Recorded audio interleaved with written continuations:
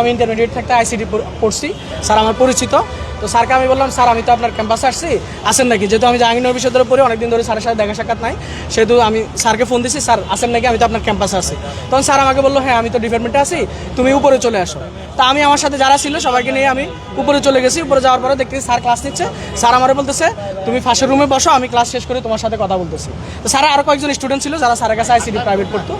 তো পরে স্যারের সাথে কথা বলার পরে স্যার আসছে। আসার পরে স্যার যখন আমাদের সাথে কথা বলে বলছে তোমরা বসো, ফ্যান্টেন ছেড়ে দিয়ে স্যার ক্লাসরুমে চলে গেছে।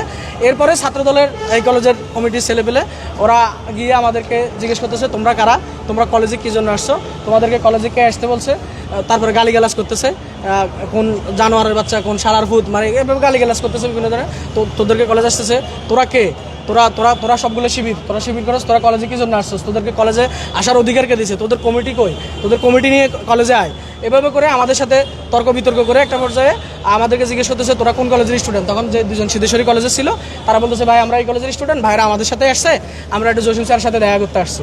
এরপরে জসিম স্যার যখন মানে উচ্চবাচ্য শুনে জসিম স্যার ফাঁসের রুম থেকে এসেই ওদের ভাইদেরকে, ছাত্রদলের ভাইদেরকে বলতেছে যে তোমরা এরকম করতেছো কেন, তারা তো আমার সাথে দেখা করতে আসছে, তোমরা শান্ত হও। বলছে, এই জসিম্মা তুই জামাত করস, তুই জামাতের এজেন্ট, তোরা এখানে তুই শিবিরের পোলা ভান্ডে এখানে ইন করলি কেন, তোর খবর আছে। এভাবে করে স্যারের সাথে তুচ্ছতাচ্ছিল্য করে আমাদের সবাইকে টেনিসের রুম থেকে বের করে আমাদের সবাইকে মারছে। ওখানে ইকোনমিক্স ডিপার্টমেন্টে আপনারা সিসিটিভি ফুটেজ চেক করলে, ইকোনমিক্স ডিপার্টমেন্ট, ইংলিশ ডিপার্টমেন্ট সামনে সিসিটিভি ফুটেজ চেক করলে আপনারা সবগুলো দেখতে পাবেন। সিসিটিভি ফুটেজে আছে আমাদেরকে মারছে।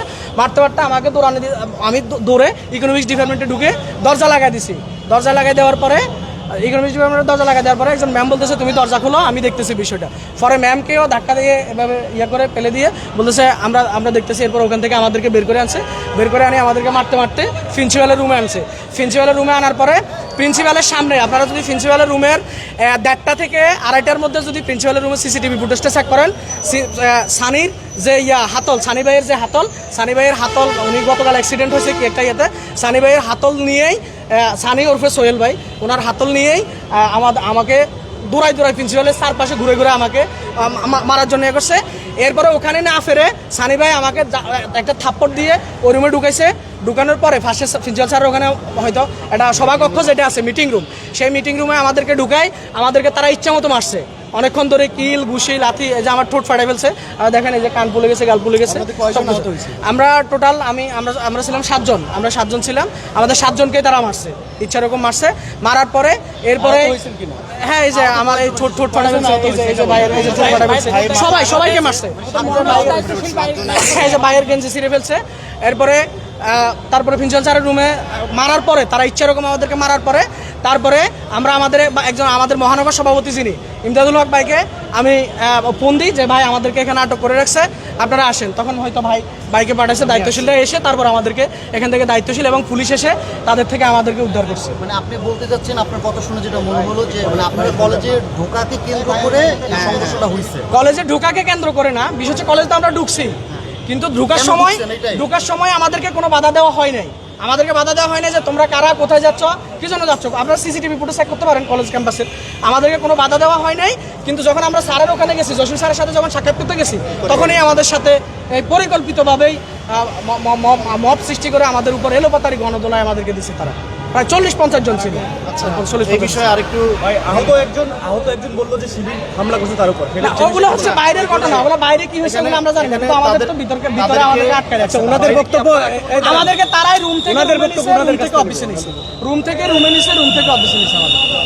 আচ্ছা, আমি সাইফুল ইসলাম, আমি ছাত্র শিবির ঢাকা মহানগর পূর্বের সেক্রেটারি। আমার রমনা থানার